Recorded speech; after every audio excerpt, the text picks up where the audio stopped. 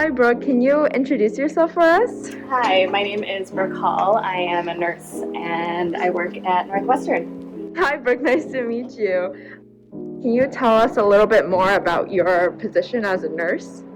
Yeah, I work in early phase trials at Northwestern. Specifically, I work with Dr. Che. So we work with a wide variety of diseases, from thoracic to gynecology to rare disorders. So there's a vast amount of population that we take care of.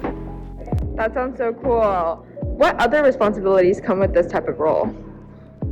I would say that my role is probably all encompassing. I support my team. I work very closely with Dr. Che and my nurse practitioner, Marky. I do whatever I can to best support them so we can best support our patients.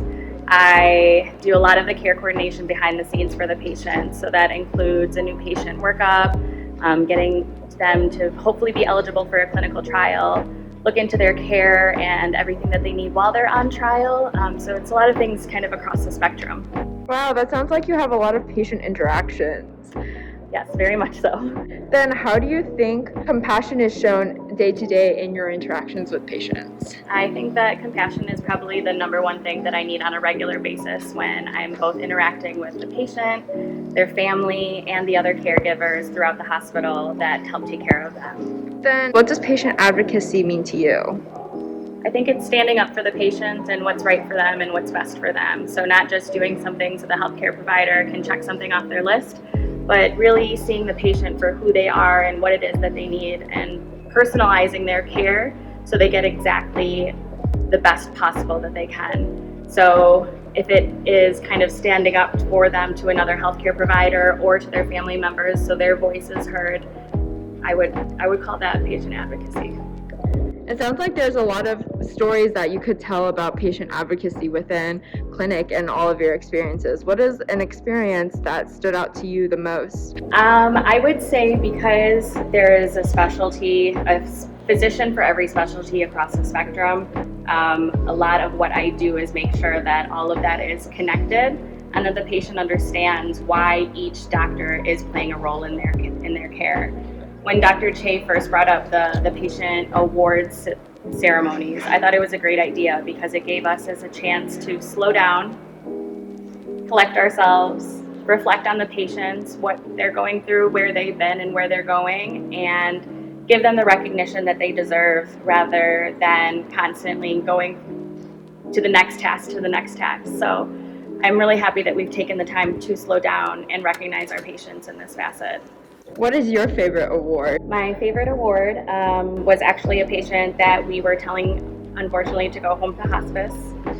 He fought a very valiant effort. He was very passionate about his life and his family, and with the care that Dr. Che gave, I think we definitely gave him a couple of extra years. Unfortunately, on the day that we decided to do his award was a day that it was a scan review, and we found that his disease had progressed to a point that we didn't think treatment would be beneficial anymore. So we did an award for both the patient and his wife for a caregiver. And I remember very vividly, our whole team was in the room. So that included the fellow, and the fellow saw him since his first day being in the clinic, his son, his wife, the patient, Dr. Che, Marky, and myself. And we presented his award. This patient who's very, very weak stood up and shook all of our hands to thank us for what we did.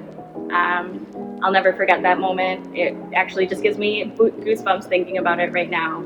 It was definitely a moment that I will carry with me throughout the rest of my career. Thank you so much for sharing that story with us. What do you think this type of impact has on the patient themselves as well? I think it takes them off guard every time that we give them an award. First, you don't really associate an award with cancer. And so the fact that we see them as an individual, we take the time to recognize them, give them our kind of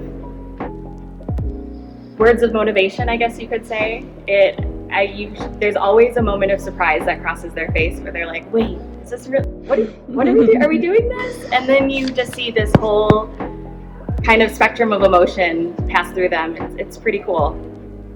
Then how about the caregivers themselves? Because the caregivers are a very essential part in the patient's journey to go through the treatments as well as healthcare as a whole. What do you think about the impact, compassion, as well as personalized and direct contact with the patient helps the caregiver's point of view? No, that's a really great question. I think it's really nice for the family members to see that their family member is noticed as an individual and that we take the time to recognize them. And so to see that that person is really cared for and their team goes above and beyond to recognize these small little accomplishments, I think it brings them peace and comfort. If there was one thing that you could point out that is lacking in healthcare, what would it be and how would you go about improving it? That's a heavy question. I think that just like anything else, there's definitely areas that need improvement. I think that collaboration between teams and physicians is something that is lacking. I often find that specialties are not talking across the board, and I think by facilitating these conversations, it would lead to better patient outcomes and better patient experiences. Going off of that, do you think that there are other steps that you yourself have been taking to improve the problems that you have targeted within healthcare as well as improve the overall Pacemakers mission?